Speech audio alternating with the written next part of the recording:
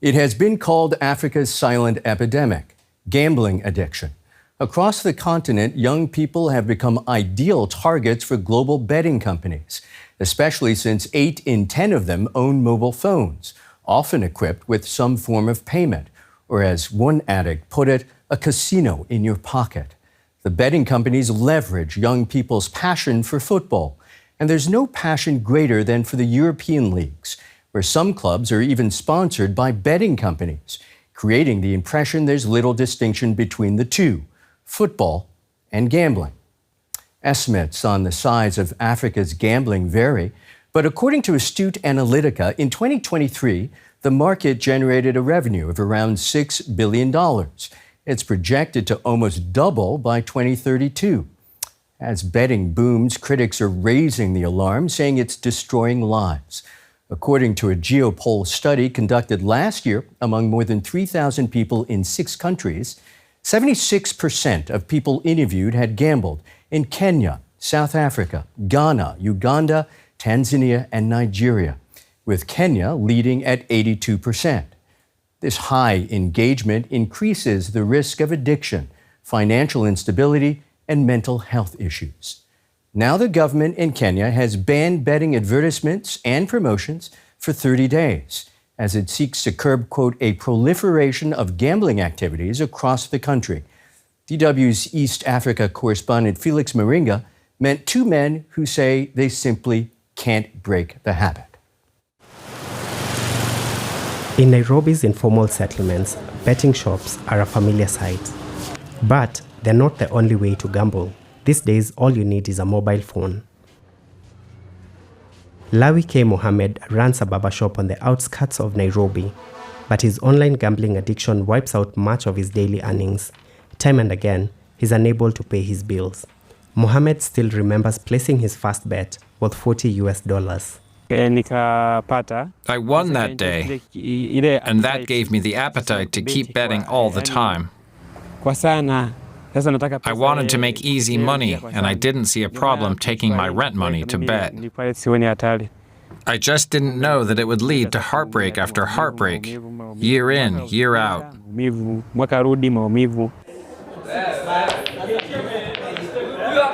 In a pool bar just outside Nairobi, we meet Joram Shege. He's a gem dealer by trade and has a history of online gambling. Shege says he once won $4,000, enabling him to buy a parcel of land. But on most days, he lost money, way more than he ever made. This thing is killing dreams. It is toxic like cancer. Let me tell you, the moment you start playing, it's like cancer has infiltrated your body. You cannot survive like this, not until the cancer has been removed. On the streets of Nairobi, the problem of gambling addiction is well known, and opinions vary on what's causing it and how to tackle it. People are not gambling because they have a lot of money to gamble, it's because they don't have money. So they think that because they can be lucky, they can make a breakthrough. To improve the economy, gambling will add. I think young people should think nothing comes for free. And since the betting companies promises free money, you should think twice about it before doing it. And also remember, when the deal is still good, you should also think twice. But thinking logically is difficult when you've already gambled and lost money. Many patrons who've lost their last bet place another one straight away in a bid to recover their funds and lose again. A vicious cycle starts, one that is difficult to break out of. Harrison Mwaura is an addiction counselor who works with gamblers wanting to end this destructive pattern. The solution is being open, being honest that you have a gambling problem. Then after that is now taking the support that you have and being genuine with the gambling steps that will take you through and practicing according to what you do. And of course, knowing the stigma will be there, knowing that discrimination will be there, knowing that the guilt and shame will be there. But then you're able to deal with them and you'll be able to be helped and also help yourself after the gambling cycle. Mohammed says he will do anything to end his gambling addiction. If there was medicine that would help me forget that betting exists in the world, I would pay the highest price for it so I could finally stop gambling. I've been gambling too long. So too have Joram Shege and many other gambling addicts who know their habit is leading them towards financial ruin, but just can't beat the feeling that one day it will make them rich. I'd like to bring in Tunde Adebisi, researcher at Ulster University in Belfast, Northern Ireland, currently writing his PhD on the significance of football gambling among young people. He's also one of the organizers of Gambling Realities Africa, a collective of professionals aiming to reduce the harms of gambling on the continent. And we welcome you to DW News Africa, sir. Thank you. Tunde, what's driving the gambling boom in Africa?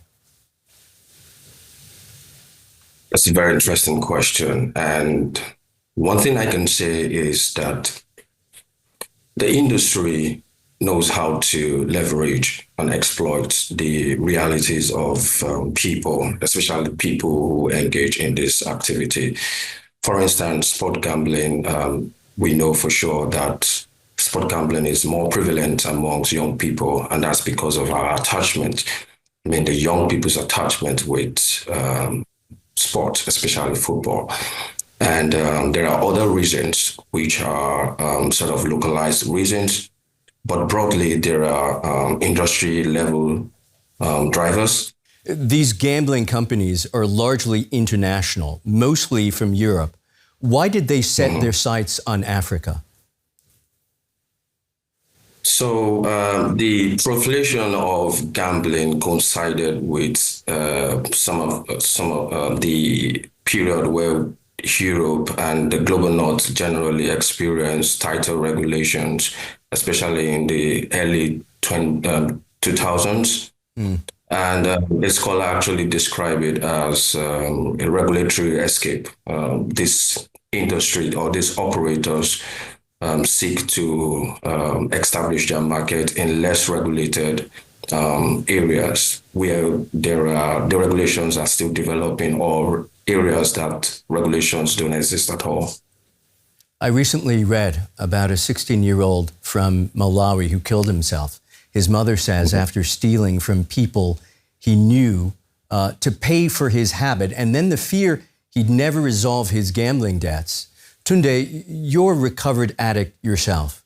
I wonder whether you can tell us how easy it is to fall into the gambling rabbit hole and how difficult it is to get out. Okay, so yes, I was once a gambler myself before I was lucky enough to get out of it. I think the difference between the period where I was able to escape gambling and now is the way the activity itself is now being, it's saturated. It's all over the place. I mean, on African streets, you would readily find gambling shops, all over the streets. They are everywhere. In our daily lives, like, there is no way of escape these days. So these sort of things are the reasons why it is much more difficult today to get out of it.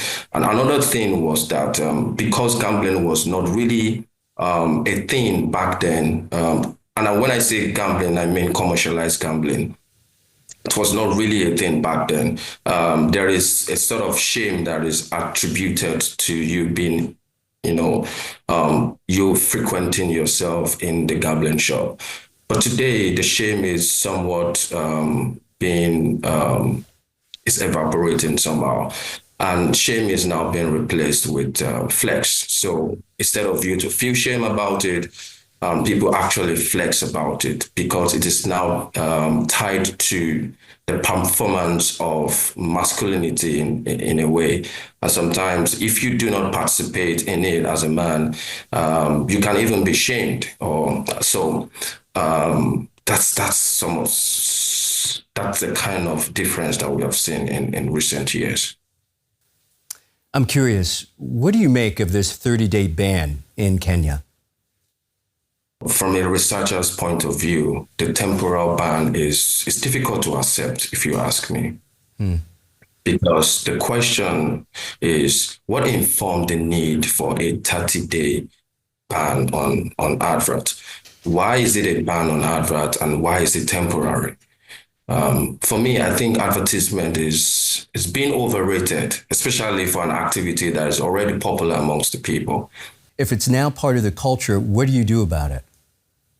I think regulatory bodies needs to focus more on gambling marketing as a whole. And the other thing that I would like to see that the government does is to really make up their mind, because we really know that they make a lot from gambling in terms of taxes, levies, licensing, and voluntary contributions.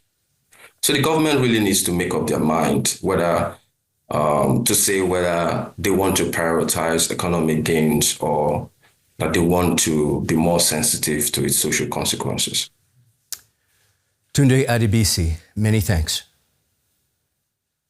Thank you.